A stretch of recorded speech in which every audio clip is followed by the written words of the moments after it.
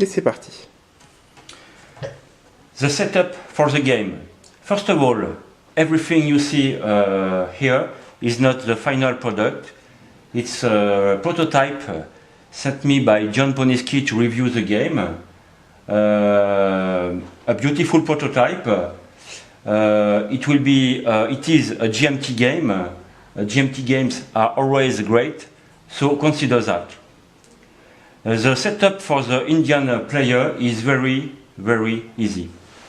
First, you place one red cube on every red region in the north, and you place one orange cube in every orange region. Second, you place 3 additional cubes anywhere in the north region, and 3 orange cubes anywhere in the south. You place your cubes, your red cubes here. You place your orange cubes. You get 2 red dice for the Indian player, and you get 2 orange dice for the Indian player. You get your deck of 15 cards. You get your 15 cards here, and you draw 3 cards for your starting hand.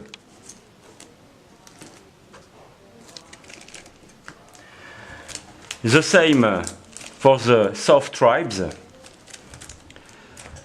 It's finished for the Indian player. For the US player, it's quite easy. First, you place here in Saint Louis 1 blue, 3 brown, and 2 yellow cubes. And in Sacramento, you will place 1 blue and 3 brown cubes. You put aside your black cubes. In the ready boxes, you put your cavalry cubes here, the enemies of the Indian tribes here in this ready box. You have your 2 blue dice, 2 purple dice. The settlers, the brown cubes are here, and your wagons for the US player are here, and you get your 2 brown dice. The 2 major factions for the US player are the US cavalry and the settlers. 15 cards, and you draw. As the same for the Indian player, you draw 3 cards for your starting hand.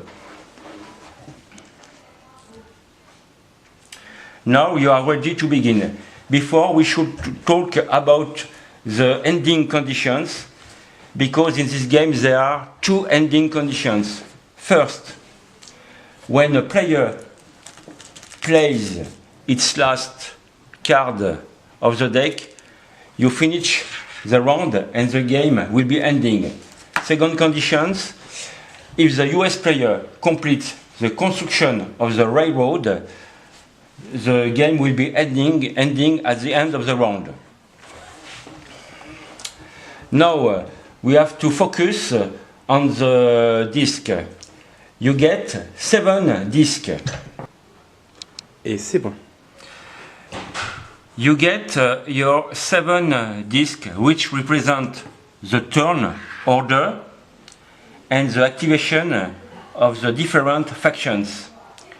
You get 2 discs for the Indian, red and orange, and 4 discs for the 5 discs for the US player. We have to focus on 3 particular discs. The yellow. When you draw a yellow disc, you place 2 yellow discs in Saint Louis, and you move, for example, you move all your yellow cubes towards the Rockies. I draw a yellow disc. I place 2 yellow cubes in Saint Louis, and I move all my yellow cubes towards the Rockies. As you can see on the map, there are 2 trails. The Mormon trails in the north and the Santa Fe trails in the south, you can decide the trail for your wagons. That's all for the yellow cubes. At the end of the game, if the US player places the yellow cubes in the rookies, you get 3 points at the end of the game. And for all the yellow cubes on the plains, you get also 1 point. The purple disc, if you draw a purple disc, you add 1 purple disc in the north region or in the south region, and you activate 1 region and move your disc, your cubes to 2 regions, to 1 or more destinations. That's all for the disc. Now we are going to talk about the sequence of play. The sequence plays smoothly and is not as complex. First, you draw a disc. You play your faction. 2, you choose to play a card. As I said, you get 15 cards in your deck. And for the Indian player, for example, you get Geronimo, Quanah Parker, and Mangas Colorados. This is event cards that can be played before or after your engagement or war party cards. This war party card has 2 phases, 1 to add cubes on the map and 1 to move your groups. For the North tribes, you get also 3 event cards, which are historical personalities or event or spiritual events. You get Sitting Bull, Red Cloud, and Ghost Dance. For the US cavalry, you get 3 event cards, Sheridan, Crook, Custer. When you draw with this card, you have to play immediately.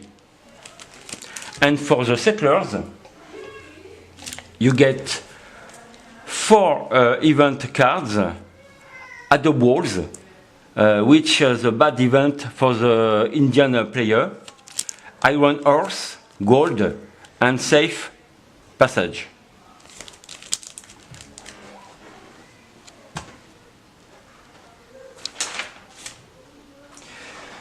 When you draw, I forgot to talk about the black disc. When you draw a black disc, you have to build your transcontinental railroad. As you see, you can build your transcontinental railroad from St. Louis and from Sacramento. The building is very simple. For each brown cube adjacent to the railhead in the region, you add 1 black cube. In this example, you get 2 brown cubes, so you can add 2 black cubes to indicate the transcontinental railroad progress. The breeding from Sacramento is different. As you can see, there are 5 spaces marked with an M. You have to roll 2 brown dice. For each treaty or hit symbol on the dice, you have to place 1 black cube. In this example, I roll 1 treaty and 1 hit. I place 2 black cubes. The blanks have no effect. Once you complete the 5 spaces in the Rockies, you will follow the rules as the same for the Union Pacific Railroad. And at this time, you may move out your blue cubes and brown cubes out of the box of Sacramento.